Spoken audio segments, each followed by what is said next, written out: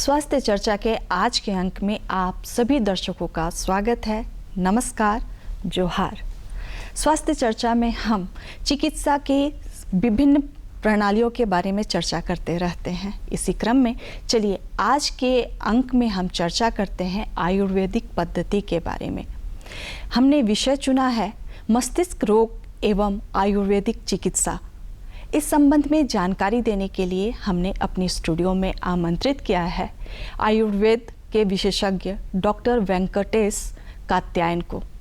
Doctor Venkatesh, आपका हमारे कार्यक्रम में स्वागत है। बहुत बहुत धन्यवाद और सभी सुनने वाले देखने वाले दर्शकों को जोहार। जी, हमारा आज का विषय है मस्तिष्क रोग एवं आयुर्वेद उपचार। तो हम जानना चाहेंगे आपसे कि अगर कोई व्यक्ति किसी दिमागी परेशानी से उलझा हुआ है या उसको किसी तरह की मस्तिष्क की समस्याएं आ रही हैं, तो उसमें कौन कौन से लक्षण आएंगे? जी, सबसे पहले मैं ये बता दूं कि आयुर्वेद ही एक चिकित्सा विज्ञान ऐसा है जी, जो मानस रोग को भी बीमारी के रूप में मानता है।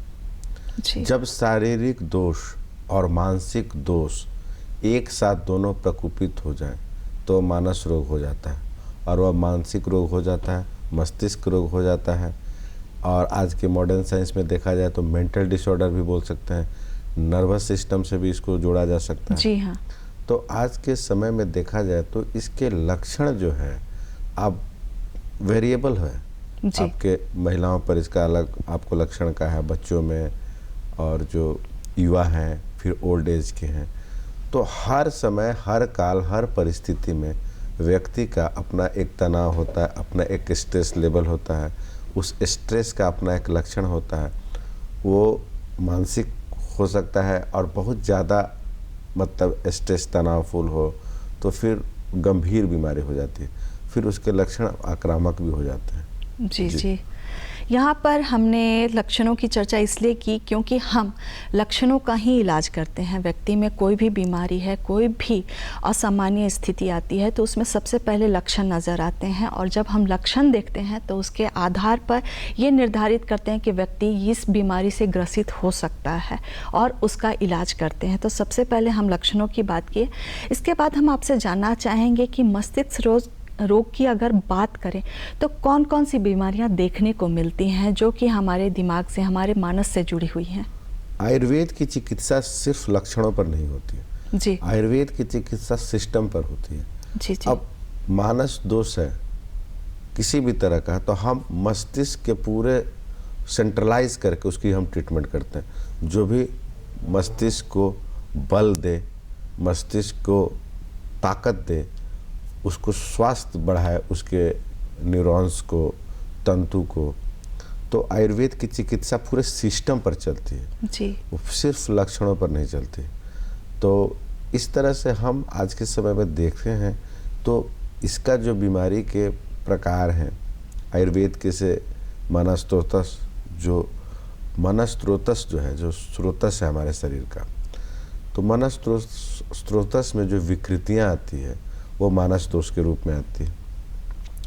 अब उसके लक्षण हैं कि आपके बहुत सारे चीज़ों में विभिन्नता आ जाएगी, उसके एक्टिविटी में विभिन्नता आ जाएगी, उसके सोचने पर, एक्टिविटी में जो सोचता है उस पर भी दिक्कत आने लगती है।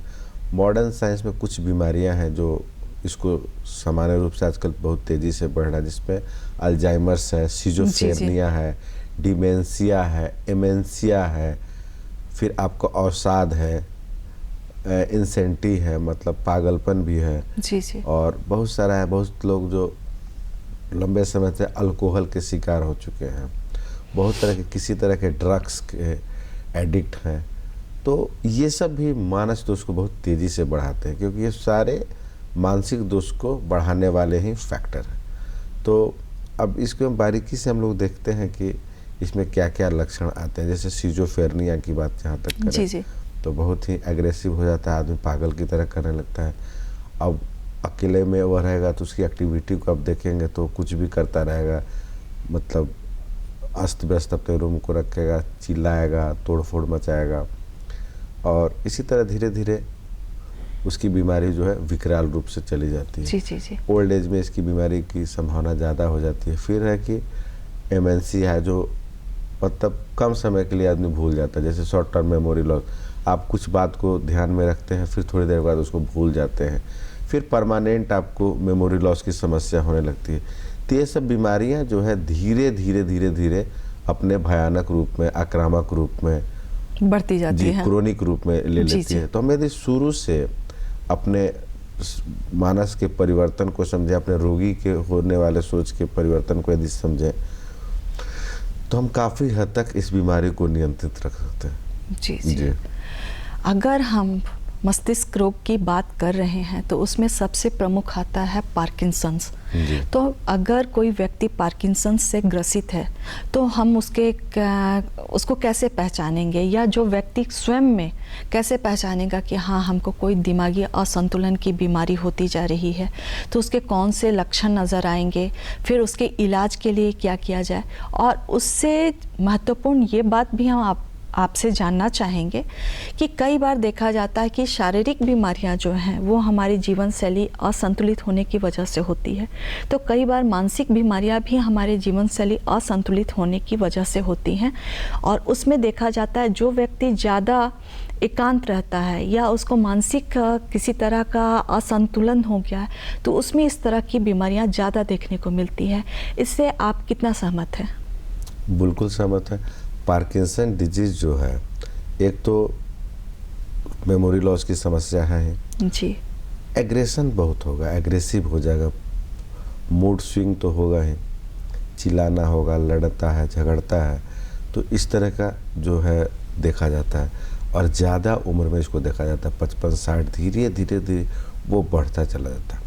अब आयुर्वेद में जो हम लोग ज़ेंडोपा वगैरह जो यूज़ करते हैं, तो उसमें कॉन्च होता है, क्रॉन्च, उसका इंग्रेडिएंट जो जेंडोपिस, जो उसका केमिकल घटक है जो हम इसमें यूज़ करते हैं पार्किंसन में, तो कॉन्च का काम है नर्वाइन टॉनिक है, जो नर्व्स है, न्यूरॉन्स है, उसको ताकत देता है। धीरे धीरे धीरे उसको आप यूज़ कराएंगे तो काफ़ी फ़ायदा होगा। और उसके साथ समय देने की भी ज़रूरत है। केवल मानसिक रोगी अकेलेपन, अवसाद का शिकार, सामाजिक उपेक्षा, ये सब बहुत सारे फैक्टर हैं रोग को बढ़ाने के लिए। तो उन सब चीज़ों का भी ध्यान रखना होगा कि चिकित्सा के जो है 4 चतुष्पाद हैं जी। मतलब एक तो चिकित्सक बढ़िया होना चाहिए, औषधि बढ़िया होना चाहिए, रोगी भी कोऑपरेटिव होना चाहिए, और परिचारिका जो होता है, जो उसका अटेंडेंट होता है, वो कोई भी हो सकता है, वो घर का आदमी भी होता है, माँ बाप, भाई बहन, और हॉस्पिटल की स्टाफ नर्स जो है वो भी होती है, वो भी अच्छे होने चाहिए। और रोगी भी कोऑपरेटिव होना चाहिए, लेकिन इस तरह के रोगी आपको कोऑपरेट नहीं कर पाते हैं। बिल्कुल। तो इनको आप समय दें, इनके साथ खेलें, उनके साथ बातचीत करें, इनको बहुत सारे चीज़ों में इंगेज रखें, अपने घर के कार्यक्रम में इनको शामिल रखें। और जहाँ तक आयुर्वेद की बात आपने बोला कि जैसे शारीरिक दोष जो है खान पान के से बिगड़ते हैं, तो मानसिक दोष जो है वो भी एक तरह का विकृति ही है वात पित्त कफ का। वात पित्त कफ, उसी तरह मानस दोष दो है, सत रज तम। अच्छा। आयुर्वेद का जो साइंस है, पदार्थ विज्ञान, मानस रोग को एक अलग रोग माना है, उसको शारीरिक रोग से अलग माना गया है। जी, जो कि अन्य चिकित्सा पद्धति इसको मतलब ये उस तरह से वो नहीं उस पर ये करते हैं, उस तरह से ट्रीट नहीं करते हैं उसको, उस तरह से चिकित्सा ध्यान दें कि मानसिक रोग भी हो सकता है। अब जैसे किसी भी तरह का कोई बीमारी चला, जैसे अभी मैं बीते साल कोविड की जहाँ तक बात कर लूँ, 2020 में जो कोविड आया, उसके बाद काफ़ी तेज़ी से डिप्रेशन के मरीज बढ़े, काफ़ी तेज़ी से अवसाद की बीमारी, बहुत ज़्यादा सुसाइड का भी केस आया, कार्डियक अरेस्ट का भी आया। कोविड के दौरान बहुत अधिक पेशेंट जो कोलैप्स हुए, वो बीमारी से तो हुए ही, उनके अचानक जो भीतर डर आया, उनके भीतर जो भय आया, मृत्यु का डर आया, तो वो भी उनके बीमारी को काफ़ी तेज़ी से आक्रामक बना दिए, उनको फेंट कर दिए, तो उसके लड़ने की क्षमता भी कमज़ोर हो जाती है। यदि आपका मानसिक बल कमज़ोर है तो आप शारीरिक रूप से स्वस्थ रहने की कल्पना नहीं कर सकते। तो मानसिक रोग से बचने के लिए शरीर को स्वस्थ रखना भी ज़रूरी है, मेंटली भी स्ट्रांग रहना ज़रूरी है। जी। एक दूसरी जो प्रमुख बीमारी है वो है अल्जाइमर की बीमारी। और देखा जाता है कि धीरे धीरे जैसे जैसे उम्र बढ़ती है अल्जाइमर की बीमारी जो है वो और भी बढ़ती जाती है। कई बार तो व्यक्ति ये भी अपना नाम तक भूल जाता है।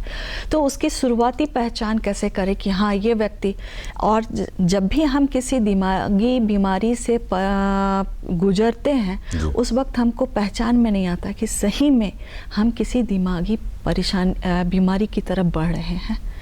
उसमें कोई भी लक्षण अगर होता है तो कोई भी सामान अगर हम कहीं रख कर भूल जाते हैं तो लोग बोलते हैं कोई बात नहीं, होता है। ऐसे करके ये जो लक्षण है ये धीरे धीरे, ये जो हमारा व्यवहार है, आदत जो है वो धीरे धीरे बढ़ता जाता है और ये रोग में परिवर्तित हो जाता है, लेकिन इसको हम पहचानते नहीं हैं। तो अल्जाइमर में हम कैसे पहचानें कि ये शुरुआती लक्षण है, ये आगे चलकर खतरनाक हो सकता है? सबसे पहले मैं बता दूं कि बैक्टीरियल और वायरल इन्फेक्शन को छोड़ दिया जाए जी, तो दुनिया की जितनी भी बीमारियां हैं अपने पूर्व लक्षण को बता देती है। आप डायबिटीज के रोगी हो तो आपका पूर्व लक्षण आना शुरू हो जाता है। आप हाइपरटेंशन के मरीज हो उसके भी पूर्व लक्षण आने लगते हैं। अब जहाँ तक अल्जाइमर्स है, इतनी गंभीर बीमारी है, तो इसकी भी आपको पूर्व लक्षण आ जाते हैं। माधव निदान में इसका विस्तृत वर्णन किया हुआ है कि व्यक्ति जो है बस छोटे छोटे काम को धीरे धीरे भूलने लगता है। जैसे कि हम घर से निकले तो अपना गेट में ताला लगाए हैं कि नहीं। जी हाँ। आज के समय में हाथ में मोबाइल रहते हुए भी मोबाइल खोजने लगते हैं। हाथ में घड़ी बांधे हुए हैं, घड़ी खोज रहे हैं। गोद में बच्चा है, हर बच्चा खोज रहे हैं। ये स्थिति आ जाती है। होता क्या है कि लैक ऑफ कंसंट्रेशन। अपने जो हम काम करते हैं, दैनिक गतिविधि में जो भी हम कार्य करते हैं उसमें हम बहुत कंसंट्रेशन के साथ काम नहीं करते हैं। जी। होता क्या है कि हम एक साथ दो, तीन, चार दिमाग में काम लेकर साथ में चलते हैं। तो धीरे धीरे क्या होता है कि जैसे ट्रैफिक जाम हो जाता है उसी तरह दिमाग का भी हैंग हो जाता है नेटवर्क। तो नेटवर्क उसका हैंग हो जाता है। तो आप एक समय में एक कार्य करें, उसको कंसंट्रेशन के साथ करें तो आप धीरे धीरे भूलने लगते हैं। उसके बाद ये भूलने की जो आदत है, धीरे धीरे आप अपना कहाँ जा रहे हैं उसको भूल जाते हैं, हम क्या कर रहे हैं उसमें भूल जाते हैं, हम कहाँ बैठे हैं उसकी ध्यान नहीं रहता है, क्या खाएं सुबह में उसका भी याद नहीं हो पाता है। तो धीरे धीरे ये आदत जो है लगातार कंटिन्यूअस यदि होते रहा तो क्रोनिक हो जाता है। अब उसके बाद इरिटेशन शुरू होगा, अब चिड़चिड़ाहट शुरू होगा, झुंझलाहट शुरू होगा कि हम इस तरह के हरकत क्यों कर रहे हैं। फिर वो चिड़चिड़ाहट धीरे धीरे पैनिक होते चला जाएगा। फिर वो आक्रामक होगा, किसी भी छोटी छोटी बातों से लड़ना शुरू कर देगा। जी हाँ। चिल्लाना शुरू कर देगा। और आप किसी भी स्थिति में यदि आप क्रोध में आते हैं तो आपका मानसिक शक्ति कमज़ोर हो जाता है और आपकी निर्णय शक्ति भी कमज़ोर हो जाती है। आप उस समय कोई डिसीजन नहीं ले सकते। बिल्कुल सही। जब आप डिसीजन लेने की कमी होने लगती है तो आपका डिप्रेशन और साथ और तेज़ी से बढ़ने लगता है। धीरे धीरे आपके जो स्ट्रेस लेवल उसके साथ बीमारी भी फैक्टर करते हैं। यदि साथ में ब्लड प्रेशर हो और डायबिटीज हो तो ये ब्रेन के आपके नर्व्स को, न्यूरॉन्स जो बोलते हैं, जो ब्रेन का सेल हो, बॉडी का यूनिट सेल है, उसी तरह ब्रेन का हमारा सेल है न्यूरॉन, वो धीरे धीरे अल्जाइमर्स के केस में डैमेज होना शुरू होते हैं। और न्यूरॉन्स ऐसा है कि एक बार वो डैमेज होते हैं तो फिर से बनते नहीं। जी, ब्रेन सेल्स कभी नहीं बनते हैं वापस। जी। तो वो धीरे धीरे डैमेज होने लगते हैं। तो वो क्रोनिसिटी बढ़ते चली जाती है। तो हमको पेशेंट को ऑब्जर्व करके शुरू से उसकी आदतों को समझें, उसके लक्षणों को समझें और उसके साथ हम आयुर्वेदिक सपोर्ट दें। आयुर्वेद की जो चिकित्सा पद्धति है, पंचकर्म है, षटकर्म है, मेडिटेशन है, इन सब चीज़ों को फैक्टर को हम साथ में लेकर चले उनके मरीज के साथ, रोगी के साथ, अटेंडेंट के साथ, उनको हम ये बताएं तो काफ़ी हद तक इनको लाभ मिलेगा और लंबे समय तक मानसिक रूप से स्वस्थ रह सकते हैं। जी। इसमें जैसे आपने बताया कि पंचकर्म जो है वो बहुत सहयोगी होगा। कहा जाता है कि योगा भी है जो वो भी बहुत सहयोगी होगा। जी। और साथ ही कहा जाता है कि बहुत सारे ऐसे खाद्य पदार्थ हैं जिनका सेवन करने से आपकी जो याददाश्त शक्ति है, भूलने की बीमारी जो है वो ठीक हो सकती है। तो उसके बारे में हम जानना चाहेंगे कि अगर पंचकर्म की तरफ बढ़ते हैं तो कौन कौन सा कर्म अपना सकते हैं। साथ ही अगर हम किसी खाद्य पदार्थ का सेवन करना चाहते हैं तो कौन कौन सा खाद्य पदार्थ ऐसा है जिसके सेवन से हम अपने अल्जाइमर्स की बीमारी से थोड़ा सा राहत पा सकते हैं? जी, बहुत बढ़िया सवाल आपने किया है कि अल्जाइमर्स डिजीज में राहत। हम साथ साथ ये भी हम बता रहे हैं कि अल्जाइमर्स के साथ साथ जो भी मानसिक रोग है, दूसरी और बीमारियां हैं, उसमें भी बहुत फायदे होंगे। जी। आयुर्वेद का जो चिकित्सा जो है पूरी तरह आहार पर निर्भर है। हम यदि अच्छे आहार को, उचित आहार को, रोगी के आहार को हम पालन नहीं करेंगे तो औषधि का कोई लाभ नहीं है। डाइट इज मेडिसिन, चरक संहिता में यही लिखता है कि पथ्य ही औषधि है। पथ्य रोगी के आहार को बोलते हैं। हम रोगी के आहार को उसके ऋतु के हिसाब से करें, उसके विहार को, उसके दिनचर्या को हम ऋतु के अनुसार करें। अब जहाँ तक ये बात है पंचकर्म की, तो पंचकर्म में हम इनकी चिकित्सा नस्य से कराते हैं। नस्य ही शीर्ष द्वारम, जो शीर्ष का मस्तिष्क का द्वार है वो हमारा नेजल है, नाक है जी। तो हम इसके थ्रू आयुर्वेद की दवाओं को डालकर हम इनको नस्यम कराते हैं और इनसे फिर मानसिक जो रोगी होते हैं उनको बहुत लाभ होता है। फिर हम शिरोधारा कराते हैं, जैसे शरीर का हम मालिश करते हैं तेल से, अभ्यंगम जिसको बोलते हैं, जी। उसी तरह सर को हम अभ्यंगम जो बोलते हैं, सर की मालिश कराते हैं। उस अभ्यंगम को जो हम कहते हैं उसको हम शिरोधारा बोलते हैं।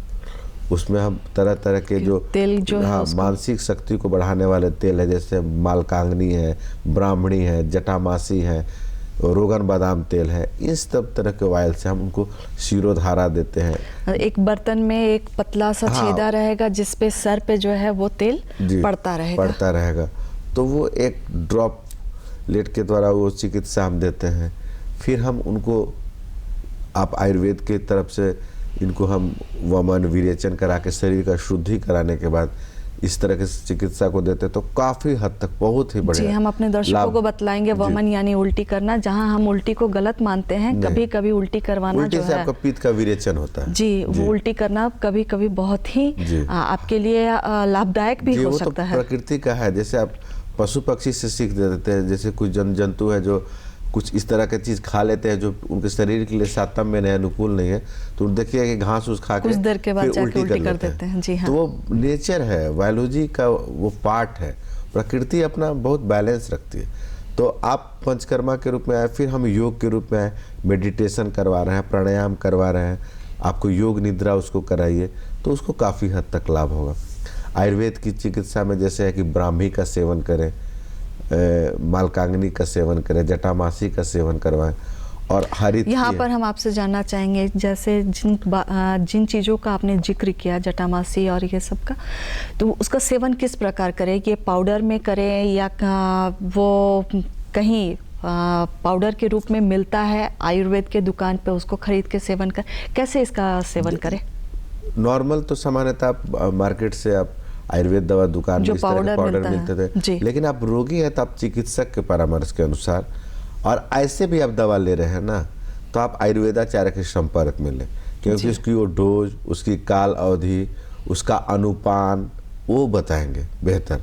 कि आप आयुर्वेद चिकित्सा से, माने आयुर्वेदिक दवा भी ये मान के नहीं आपको ले लेना कि हम कुछ भी उठाकर खा लिए नहीं। हाँ। आप मेडिसिन के जो आयुर्वेद के एक्सपर्ट हैं, जो आयुर्वेदाचार्य हैं, उनके परामर्श के हिसाब से आप ले तो बहुत अच्छा रहेगा। जैसे सारस्वतारिष्ट है, 1 कप सुसुम पानी में 2-2 चम्मच डाल के पिए, और 30 साल के बाद, 40 साल के बाद इस तरह की दवाओं को लगातार सेवन करना चाहिए। बीच बीच अपने चिकित्सक से परामर्श लेना चाहिए, क्योंकि इसके बाद से ही ये सब बीमारियां शुरू होने लगती हैं। तब धीरे धीरे आप अपने आप को ध्यान रखते हैं, अपने आप पर थोड़ा सा कंसंट्रेशन बढ़ाते हैं, तो इस तरह की बीमारियों से काफ़ी हद तक आप बच सकते हैं। तो आयुर्वेद का पार्ट है पंचकर्म, योगा और नेचुरल जो चिकित्सा है, मेडिटेशन है। तो इस तरह के सेवाओं को यदि आप लाभ लेते हैं तो इन सब बीमारियों में काफ़ी लाभ मिलता है। जी, कई बार कहा जाता है अगर आप बादाम रोगन का सेवन करते हैं तो भी आपकी मेमोरी जो है बहुत मजबूत होती है। तो इसके लिए हम लोग एक काम कर सकते हैं, रात को 4-5 दाना जो बादाम है, उसको रात को फुला दें और सुबह उसका सेवन करें, चबाएं जी, कच्चा चबाना। उसमें दूध में डाल के उसका 5 बूंद रोगन बादाम तेल दूध में डाल कर भी पी सकते हैं। तो ये रात को सोते वक्त या सुबह खाली पेट? नहीं, रात में सोते वक्त। रात को सोते वक्त पेट भी साफ रहेगा और आपका स्मरण शक्ति भी ठीक रहेगा। और उसी में आप 2-2 ड्रॉप नाक में डाल दिए तो आपका नस्यम भी हो गया, तो नींद भी अच्छी नींद भी आएगी। बढ़िया आएगी। और उससे थोड़ा सा आपको सर में मसाज कर दे तो बहुत मेंटली रिलैक्स भी होता है, रोगन बादाम तेल से आप करते हैं जी जी जी जी। और जैसे हमारे जितने भी दर्शक देख रहे हैं उनसे हम ये कहना चाहेंगे कि आपके साथ भी ये समस्या आती होगी कि आप ताला लगा लिए हैं फिर भी आपको लगता है घर में ताला नहीं लगाए हैं, या कई बार कई लोग ऐसे भी होते हैं जो ताला लगा लिए हैं और बार बार खींच कर देखते रहते हैं कि जी, ताला लॉक लॉक है कि नहीं जी, है। बिल्कुल। मोबाइल की जैसा हमारे विशेषज्ञ ने जिक्र किया कि मोबाइल हमारे हाथ में रहता है फिर भी हम पूरे घर में खोजते मोबाइल हैं। देखते देखते लोग खाना खा लेते हैं, उनको पता नहीं चलता कि हम खाना भी खा चुके हैं। जी, कई बार ऐसा होता है कि एक चश्मा पहने हुए हैं फिर चश्मा खोजते जी। रहते हैं कि हमारा चश्मा कहाँ है। अगर आप में भी इस तरह का कोई भी एक लक्षण मिल रहा है तो आप सतर्क हो जाइए, और उसका निदान इतना ही है कि आप एक समय पर ज़्यादा काम ना करें, यानी अपने दिमाग पर ज़्यादा जोर ना दें।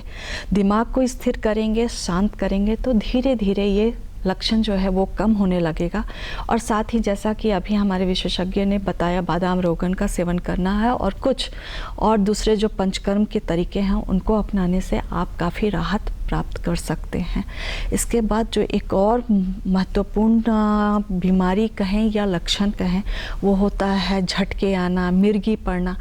वो किस कारण से हो सकता है और उसके लक्षण और उसका इलाज क्या है? ये तो आयुर्वेद का ही पार्ट है, मानसिक रूप से हम ले सकते हैं। और मॉडर्न साइंस से देखा जाए तो हार्मोन का जो इम्बैलेंस है, महिलाएं इससे ज़्यादा गुजरती हैं। बिल्कुल, कि वो दिन भर घर के कामकाज में रहती हैं और उनके कार्य को सामान्यतः देखा जाए तो लोग बहुत ज़्यादा उसको प्राथमिकता नहीं देते हैं। जी हाँ, उसको वैल्यू नहीं देते हैं।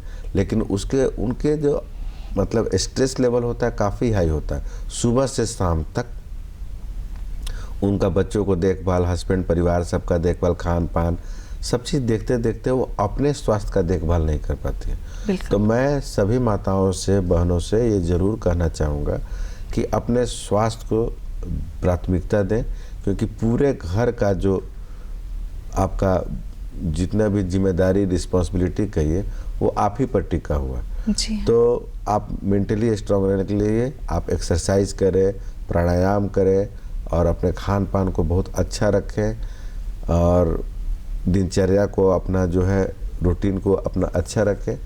और जहाँ तक मिर्गी, एपिलेप्सी, इस तरह की जो बीमारियाँ होती हैं वो हार्मोन इम्बैलेंस से होती हैं। मस्तिष्क का जो अल्फ़ा बीटा रेस जो होता है, जो हमने इसी EEG कराते हैं, इंसेफेलो इकोग्राम जो कराते हैं, तो उस तरह की चीज़ों से हम देख लेते हैं कि क्या इनका ये है। और उस तरह की बीमार बच्चों को, बीमार महिलाओं को, पुरुष को कोशिश करना चाहिए कि उन्हें अकेले नहीं छोड़ना चाहिए जी। क्योंकि कभी कभी स्कूल जाते दौरान, बस में चढ़ते दौरान दवा नहीं लेने के कारण उनको स्ट्रोक आ जाते हैं, तो बहुत मेजर एक्सीडेंट होने का चांस हो जाता है। साइकिलिंग चलाने से मना करना चाहिए, भीड़ भाड़ में थोड़ा अवॉइड करना चाहिए। तो कोशिश करना चाहिए कि उनकी जो दवाएं चलती है वो बिना चिकित्सक परामर्श के स्टॉप नहीं होना चाहिए। जी जी जी, लंबे समय तक जो भी ब्रेन से संबंधित मिर्गी की दवाएं जो चलती हैं वो किसी भी स्थिति में स्टॉप नहीं होना चाहिए।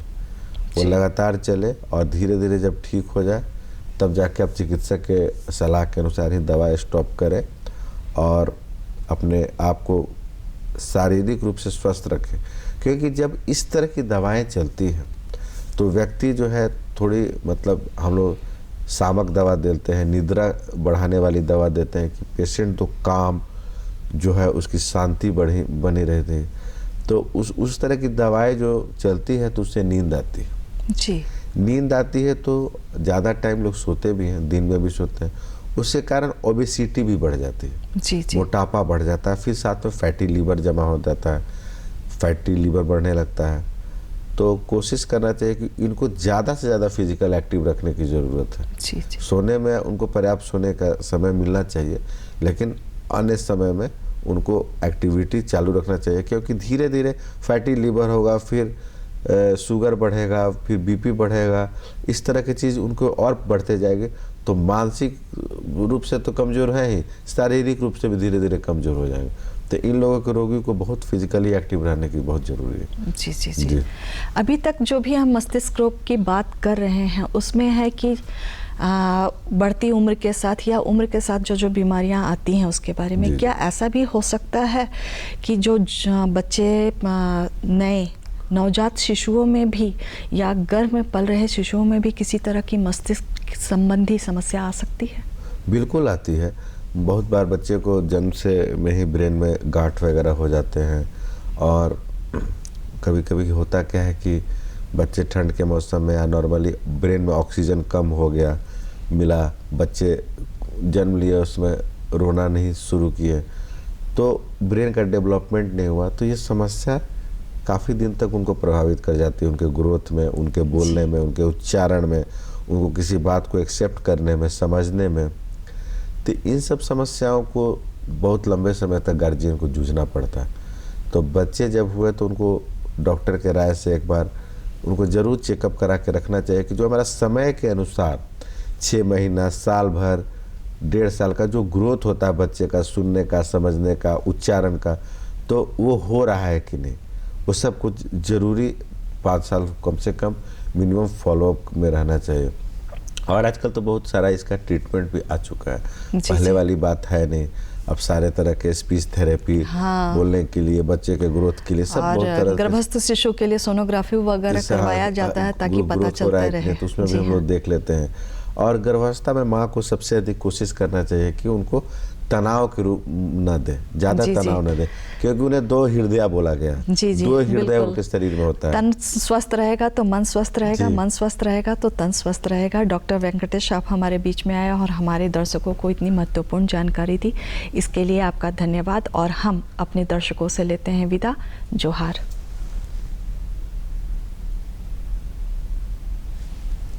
Thank you.